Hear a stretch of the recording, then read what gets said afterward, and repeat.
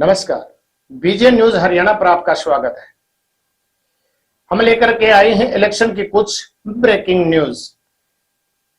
कांग्रेस ने कोर्ट में दे दिए हैं इलेक्शन कमीशन के खिलाफ अपने सारे सबूत। 20 सीटों पर बताई गई है गड़बड़ी। क्यों हो गई इलेक्शन कमीशन की साइट धीमी? कौन कौन सी वो 20 सीटें हैं जिन पर कांग्रेस ने वीपैट से गिनती कराने के लिए कोर्ट में हलफनामा दिया गया है, जिसमें है नारनौल, करनाल, डबवाली, रेवाड़ी, होडल एससी सीट, कालका, पानीपत सिटी, पिंदरी, बड़खल, फरीदाबाद एनआईटी, नलवा, रानिया, पटौदी एससी सीट, पलवल, बल्लभगढ़, बरवाड़ा, उचाना कला, घरौंडा, कोसली और बादशाहपुर सीट।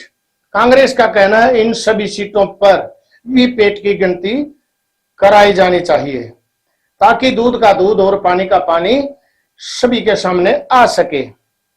कुछ संकेत मिले हैं कि राव इंद्रजीत सिंह ने ठोक दिया है सीएम का दावा। राव इंद्रजीत का कहना है कि अब की बार दक्षिण हरियाणा से यानी कि अहिरवाल का सीएम होना चाहिए। कार्यकर्ताओं ने लगाई राव इंद्रजीत के हक में सीएम के नारे। चंडीगढ़ की कलम रामपुरा हाउस से चलेगी साहब।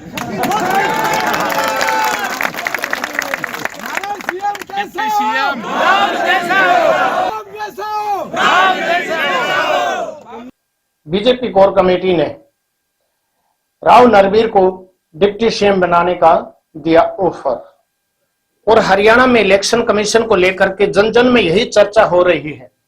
लोगों का कहना है कि जब पूरा बीजेपी में हरियाणा हो चुका था तब भी स्पष्ट बहुमत बीजेपी को नहीं मिला, तो क्या कारण रहा कि कांग्रेस की लहर होते हुए भी बीजेपी को मिल गया स्पष्ट बहुमत 48 सीटें। और दिल्ली के कांग्रेस नेता संदीप दीक्षित का कहना है कि अब की बार धांधली की गई है। नजर आ रहा है कि पूरे हरियाणा में कांग्रेस की लहर थी, फिर क्या कारण रहा कि वो 37 सीटों पर सिमट गई। और कुछ तो इतने टफ रिजल्ट रहे हैं।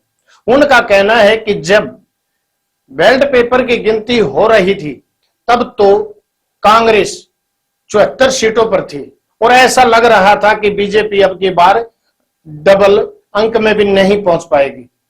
फिर जैसे ही मशीन खुलने लगी तो बीजेपी ने कांग्रेस को पीछे छोड़ दिया। हरियाणा कांग्रेस के जितने भी सीनियर लीडर हैं और जितने भी हरियाणा कांग्रेस के कार्यकर्ता हैं वो सभी इस हार को स्वीकार नहीं कर पा रहे हैं। उनका कहना है कि चुनाव आयोग ने सरेआम धांधली की गई है। इस धांधली को लेकर के और जयराम रमेश ने तो बहुत पहले ही जिस टाइम के ऊपर काउंटिंग धीमी चल रही थी उसी टाइम चुनाव आयोग पर सवाल भी उठाए और अपनी कंप्लेंट भी दर्ज कराई। उनका कहना था कि काउंटिंग के 10 राउंड हो चुके हैं लेकिन चुनाव आयोग की साइट पर 5 ही राउंड की गिनती दिखाई जा रही है। इस प्रकार से चुनाव आयोग ने इस काउंटिंग को बहुत लंबा खींचा था क्योंकि शाम 5 साढ़े 5 बजे तक भी संपूर्ण इसके रिजल्ट घोषित नहीं किए गए थे।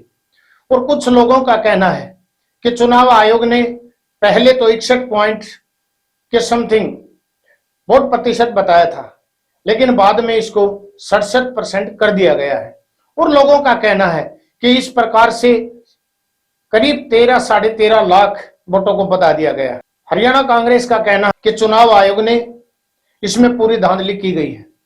कम से कम 20 सीटों पर तो साफ नजर आ रहा है क्योंकि कांग्रेस का कहना है कि जिस टाइम के ऊपर हमारे हरियाणा में बीजेपी की पूरी लहर थी तब भी बीजेपी स्पष्ट बहुमत नहीं ले पाई थी, जबकि अब की बार तो पूरे हरियाणा में कांग्रेस की एक लहर थी और वोट प्रतिशत भी दोनों का बराबर है।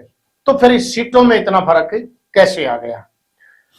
इधर से कांग्रेस के कार्यकर्ताओं का कहना है कि नायब सिंह सैनी सीएम हरियाणा, उसको कैसे पता लग गया कि भाई हम पूरी सरकार बनाने के लिए जा रहे हैं। दावे की बात सही है, लेकिन उन्होंने ये बताई थी कि हमने सारी व्यवस्था कर ली है। तो कांग्रेस कमेटी चुनाव आयोग से ये पूछना चाहता है कि वो व्यवस्था कौन सी थी। रही बात, कांग्रेस ने एक एलिगेशन लगाया है कि कुछ मशीनें जो कि 99% चार्जिंग पाई गई, जहां वो मशीन 99% पाई गई वहीं कांग्रेस का कैंडिडेट हार गया, और जहां पर 99% पाई गई है वहां पर वोटों के प्रतिशत भी बहुत ज्यादा थे, वोटिंग भी बहुत ज्यादा हुई है। तो फिर किन कारणों से वो मशीनें 99% रह गई, इस बात को लेकर कांग्रेस चुनाव आयोग पर अपनी उंगली उठा रही है।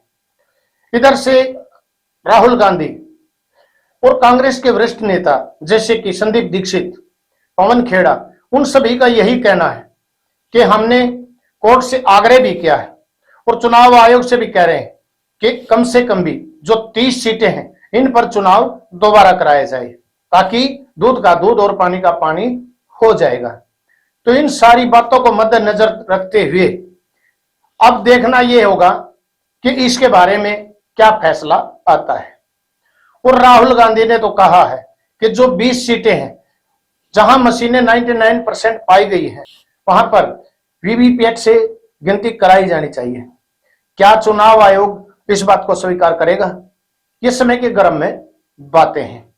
इधर से दूसरी बात, राव इंद्रजीत भी इस बात को लेकर के बार बार अपने बयानबाजी कर रहे हैं कि अब की बार सीएम अहिरवाल का होगा। देखना होगा कि बीजेपी इस बारे में क्या फैसला लेती है। रही बात, कांग्रेस का कहना है कि बार बार यही बातें आ रही हैं कि पहले शपथ समारोह 12 अक्टूबर का होना था, उसके बाद में 15 तारीख आई, अब 17 तारीख बताते हैं। क्या ये शपथ ग्रहण समारोह हो पाएगा या कांग्रेस दोबारा इलेक्शन करा पाएगी?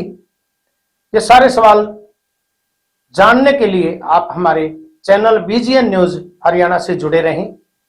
एक विशेष सूचना, कोई भी खबर चलवाने के लिए या कोई विज्ञापन चलवाने के लिए आप हमारे चैनल बीजीएन हरियाणा से संपर्क कर सकते हैं, क्योंकि हमारे नंबर स्क्रीन पर दिए गए हैं। और हर अपडेट जानने के लिए और समाचार सुनने के लिए आप हमारे चैनल बीजीएन न्यूज हरियाणा को लाइक करो, शेयर करो और चैनल को सब्सक्राइब करना ना भूलें।